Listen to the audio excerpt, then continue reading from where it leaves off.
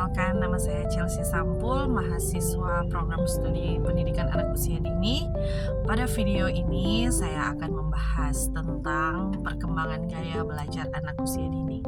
Setiap anak memiliki cara dan gaya belajar yang berbeda-beda.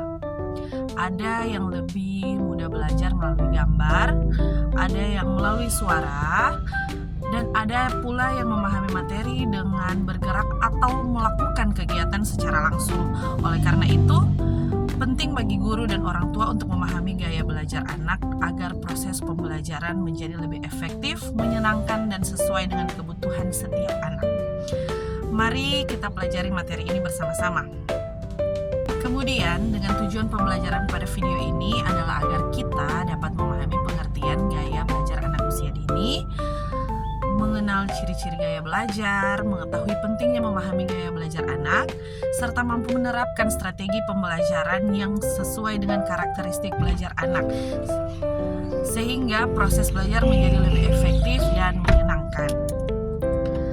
Kemudian saya akan masuk lebih lanjut dengan pengertian gaya belajar anak usia dini.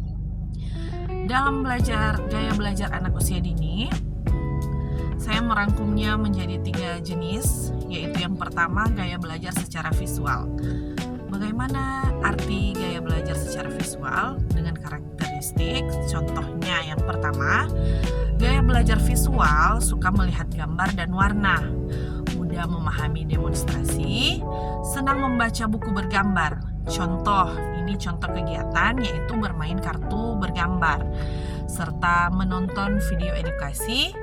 Kemudian ada juga menggambar dan mewarnai. Kemudian ada gaya belajar auditori. Yang pertama, mudah mengingat suara, senang mendengarkan cerita dan lagu, suka berbicara dan berdiskusi. Dengan contoh kegiatan, bernyanyi bersama, mendengarkan dongeng, dan bermain tebak suara. Kemudian ada gaya belajar kinestetik. Apa itu gaya belajar kinestetik? Yaitu anak-anak yang cenderung aktif bergerak, belajar melalui sentuhan dan praktik secara langsung, sulit duduk diam terlalu lama. Dengan contoh kegiatan, bermain peran, menari, membuat karya dari plastisin contohnya. Kemudian ada juga permainan konstruksi. Nah, pentingnya mengembangkan gaya belajar anak usia dini ini dengan manfaatnya dapat membantu anak memahami materi dengan lebih mudah, meningkatkan motivasi belajar anak, kemudian mengembangkan potensi anak secara optimal dan membuat pelajaran lebih menyenangkan. Cara guru mengembangkan gaya belajar anak usia dini antara lain dengan melakukan observasi, mengamati aktivitas yang paling disukai anak, kemudian menggunakan beragam media pembelajaran. Dengan contohnya, buku cerita bergambar, kemudian lagu anak, dan bermain bersama seperti balok susun. Dengan memutarkan video edukasi, seperti itu.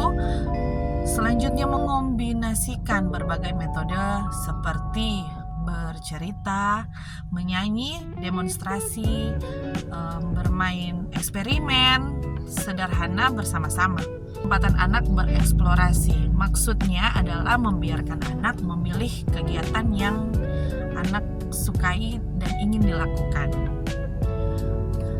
Ada juga contoh penerapan dalam pembelajaran dengan menggunakan tema seperti tema binatang, kemudian gaya belajar, aktivitas visual, mengamati gambar hewan, kemudian auditori, mendengarkan suara hewan, dan kinestetik, menirukan gaya atau gerakan hewan.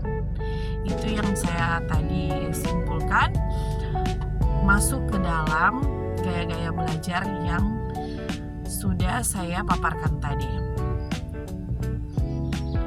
Nah, dengan begini saya mengambil kesimpulan yang ingin saya sampaikan bahwa setiap anak memiliki gaya belajar yang unik.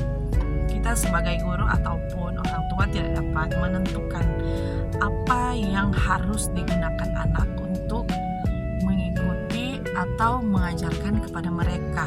Sebagai guru dan orang tua, perlu memahami bahwa serta memfasilitasi berbagai gaya belajar pada anak ini. Pembelajaran yang sesuai dengan gaya belajar anak akan membantu perkembangan secara optimal. Sekian dari saya, kiranya pemaparan saya kali ini dapat menambah wawasan dari kita bersama sebagai guru maupun orang tua dalam memahami gaya belajar pada anak. Terima kasih.